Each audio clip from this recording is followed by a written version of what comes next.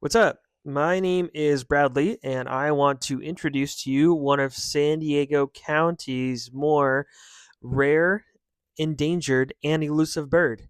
This is the Light-Footed Ridgway Rail, and they have some really cool adaptations to help them survive in one of the more challenging ecosystems to live in here in San Diego, which is the saltwater marsh ecosystem. This guy, his name was Robert Ridgway, and he was one of the more famous American ornithologists back in the day. He was the Smithsonian's first full time ornithologist, and he actually was responsible for naming a lot of the birds that we see around today. And not only did he do that, but he also was the one that was responsible for naming the colors of birds. So, why is a bluebird blue? Robert Ridgway. And so the light-footed Ridgway's rails are named after him. Now, just to preface, there's about 13 species of rails in the genus Rallus, as you can see here. So there's quite a bit of different rails out there. Now, why do we call them rails, you ask? We're not really sure, but we do know that the term rallus comes from the Old French, meaning to chatter. And that actually makes sense when you hear these light footed Ridgway's rails communicate with one another because it does sound like they are chattering or more so clapping. They make a kind of like a clapping sound. I wish I could add it to this, but I'm not technically savvy, so you'll just have to, uh, you know, go look online. Now, one really cool adaptation or morphology that the light-footed ridgeways rails have is that they're able to get around the mudflats in the marshes due to having these feet. This is called anisodactyl feet. And this just means that there's three toes in the front, one in the back. And this basically helps them because these are kind of like built in mud shoes, I would say. And it just helps them get around quicker in the mudflats.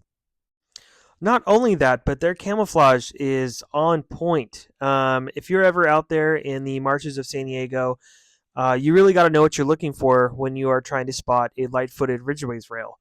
But they're out there, and sometimes you can hear them chattering to one another during the day or in the evenings or early mornings. Another thing about the light-footed Ridgway's rails is that they are pretty good at squeezing through small little tufts of cordgrass, and they can squeeze their body laterally, which is really cool.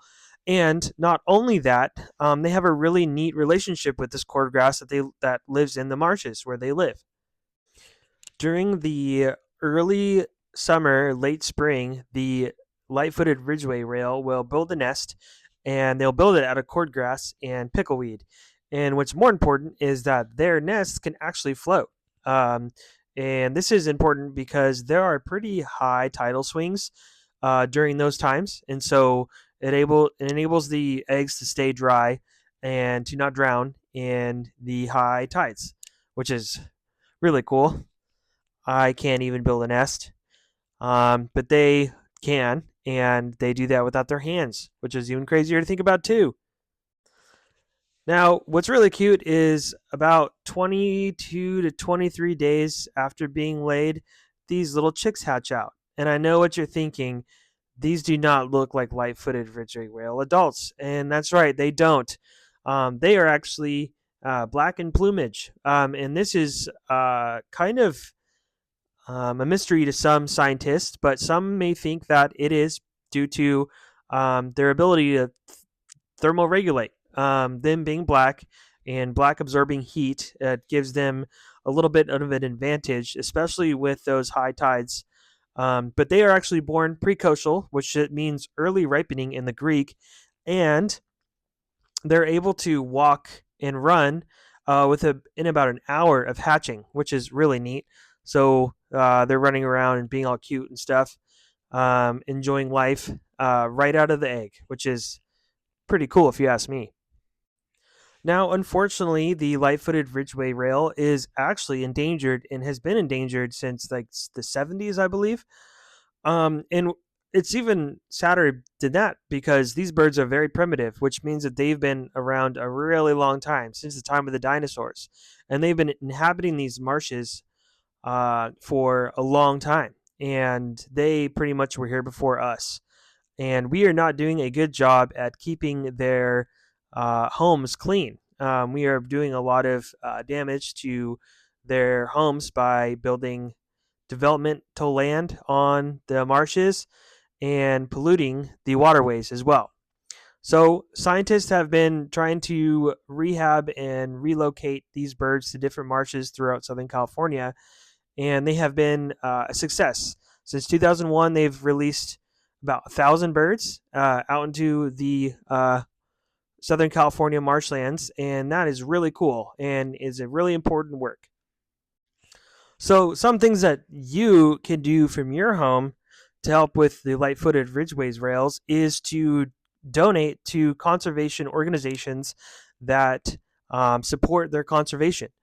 Another thing you can do is to just keep your driveways and gutters clean and not, you know, litter. That should be a given for anybody on the planet Earth. And just make sure you're being careful about what you pour down the drain because it all goes to the ocean, and these guys got to wait around in your shit. So that wraps up my light-footed Ridgway Rail talk. This is a little video I took from the Tijuana River estuary, where I got to see them and some of their chicks a while ago. But I hope you enjoyed this talk. Hope you have a good evening. Toodaloo.